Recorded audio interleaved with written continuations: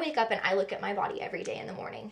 Hey guys, we are back at the Chicken Ranch, and today we're meeting with Sadie Sinclair, who is a college student who also works at the ranch. Hi, my name is Sadie Sinclair. I work at the Chicken Ranch in Pahrump, Nevada. I'm 25, about to be 26 in August, which means yes, I am a Leo. My socials, my Instagram is Sadie Sinclair 799, and my ex, or I mean most people just call it Twitter, is at Sadie 799. I'm a Leo too. August what? 2nd. Oh, I'm August 12th. Oh my gosh, yes, we love Leos. We love Leos in this house, right? Just bubbly personalities. It's funny because anytime someone finds out, I mean, not anytime, but a lot of times they're like, you're not a Leo. And I'm like, why? Like, I don't know why they say that What's about your me. rising? Oh, I don't know. I got don't know you. any of that stuff. I wish got I you. did. Because you seem like me. You seem like you'd be a Leo with an Aquarius rising. Oh, really? Yeah, because Aquariuses are typically very creative and have like really big personalities, but in like a good way. Like when you come into the room, you just have this like air, like essence about you. And it's almost like I have two sides. Like I can have that, Yeah. but then I'm also like very Reserved. quiet and private and like, you know what I mean? Yeah, I get the same way too. So it's like you turn it on and off. So maybe the Yeah. people who are like, you're not a Leo, maybe they only see the quiet side of me. You know Right. what I mean? Exactly. So they're like, this doesn't make sense. It's not adding up. Yeah. How long have you been in this industry? So I've been working in the brothels for 3 years now, but I've been a dancer since I was 19. So right nice. after my 19th birthday is when I started dancing, and I danced at the Deja Vu in Colorado Springs. Oh, cool. Did you ever dance in Vegas? Yes, so I danced at Spearmint Rhino and I danced at Hustlers Club. Spearmint Rhino was definitely my favorite though. How is dancing different in Vegas compared to Colorado?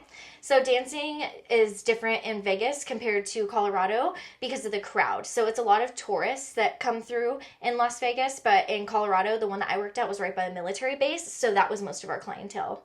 So how did you transition from being a dancer to coming to a brothel? So funny story. I actually was working at Hustlers at the time, and I heard a girl in the locker room saying, oh my gosh, like I got accepted at the Chicken Ranch and I'm going to go work there. I'm nervous, but I'm really excited. I can't even remember who it was at this point. I just remember overhearing the conversation. And then I thought, Chicken Ranch, what's that? And then I looked it up and realized that Nevada has a whole legal brothel system. I wasn't even aware. I was 22 at the time. And I just applied and they got back to me instantly. So how would you say your perspective on sex work has changed over time?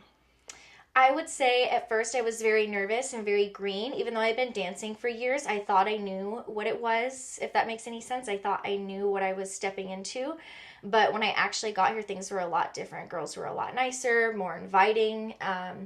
And it definitely it gave me a different perspective, and it shifted because when I first joined, I was trying to build up clientele. I was very nervous, and now I'm really at ease. I have lots of regulars. I have people that, came in and we really hit it off. So I would say that I'm more social now, and yeah. Do you consider dancing sex work? I know they group it together. Yeah, I consider OnlyFans, cam girls, dancers, this kind of work, working in brothels. I consider that all under the umbrella of sex work. Just because you're using your body, like it's a sexual nature. Yeah, and well, not just because you're using your body, but conversation can be sexy, right? So when you're talking with someone and chatting with someone and that kind of like push and pull and that chase, that's also sexy as well. And you do that on OnlyFans, you do that in the club, you do that here. So I consider it not just the body, but the mind as well. How would you explain your job to someone who isn't in the industry and they don't know anything about the Chicken Ranch? So I would just explain that I come here for 2 weeks at a time, that I get to meet a whole bunch of new people, I get to socialize, I get to see people from all walks of life, and I get to build really strong, intimate, and personal connections, not only with the girls I work with, but with the people that I see. How long do you plan on being in this industry? So I plan on being in this industry. Some girls make a career out of it and they'll stay here. I'm not really sure of the ages of, the older women that are in this industry, but I know that there's some girls that have been here for a very long time. Some girls do this for just the experience. Some girls, like me, have a goal in mind. So I want to be a communications major. Well, I am a communications major, but I want to work in communications outside of this, preferably doing PR or marketing. So I am in school right now to finish my degree and then hopefully get my master's as well in organizational leadership. So you mentioned that you used to dance in Colorado. Yes. Do you live there still? No. So I lived there when I was 18. and 19, but I live in San Francisco now. Oh, nice. Yes, so I was born and raised in California, but I've lived in a few other states, Colorado, Florida, Kansas, and Nevada being those other states. So 5 states total. Cool. Have you ever been to Condor Club? I have never been to Condor Club, no. I made a video there last year and it was pretty cool. It's so different than Vegas clubs. So it was like cool to see. And then I've also worked at clubs in Reno and in Las Vegas and in Colorado. Yeah, I like to see how clubs are different, like Me in too. every city, you know, because it is very different. There's some clubs that are smaller and they have more of like a intimate vibe. Some are like, you know, they have like the restaurant, the dark lighting, and then like there's kind of just like a pole. Some are definitely what I call like the dance clubs, you know, where it's like a whole bunch of pole work. It's a whole bunch of loud music and it's just VIPs back to back. So there's definitely different environments when it comes to the strip club too. When it comes to brothels, there are different environments in brothels as well. There's smaller ones that house less ladies, and then there's ones like ours that house up to, I believe, 14 at a time.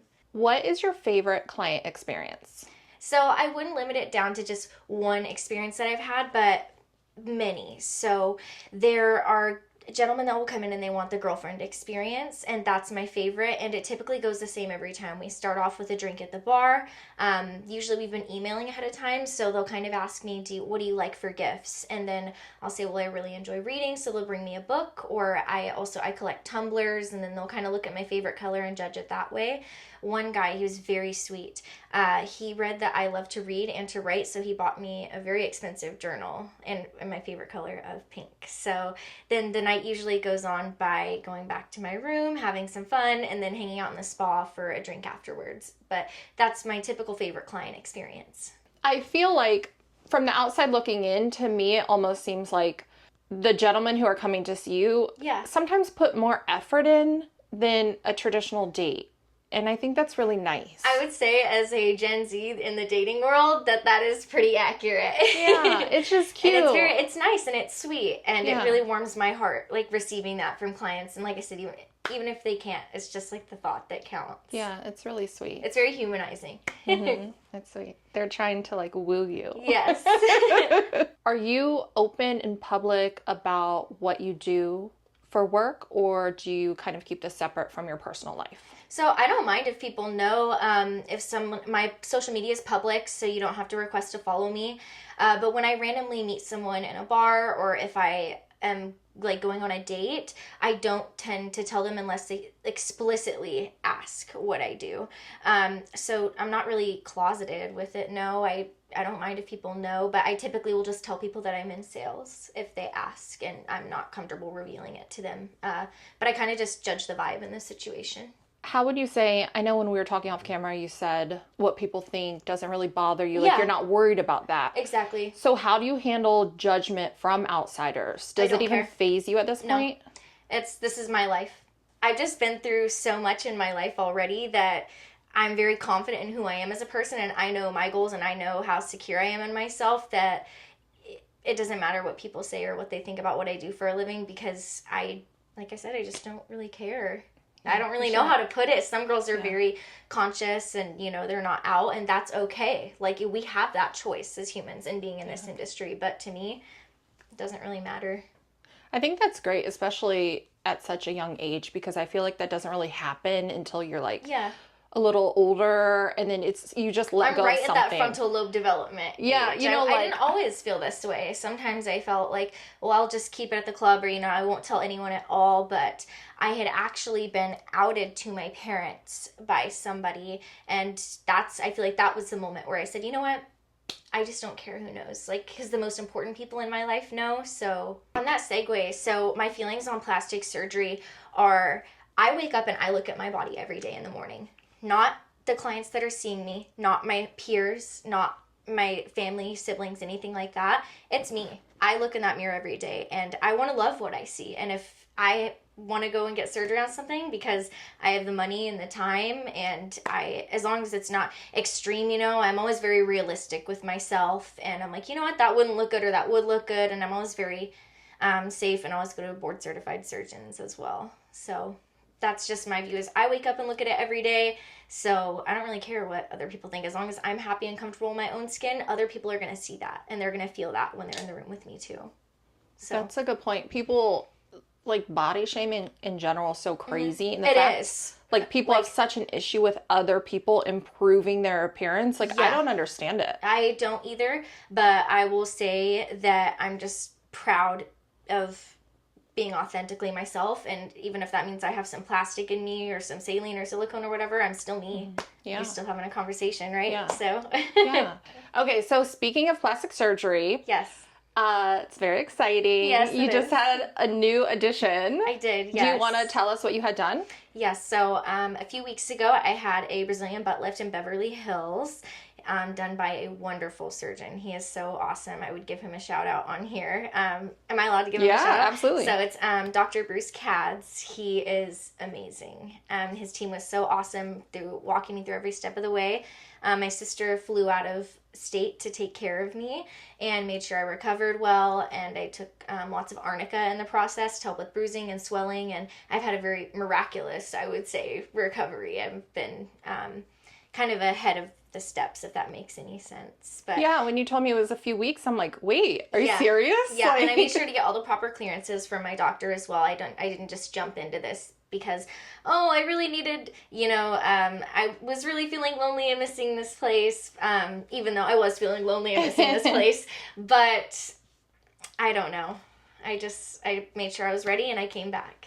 Okay, what would you say is your favorite service that you offer to a client? Girlfriend experience, for sure.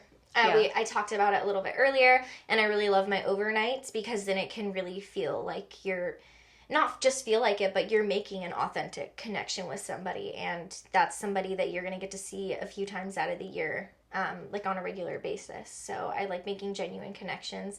Of course, I like the short and sweet stuff too, but I'm all about those like authentic, genuine connections.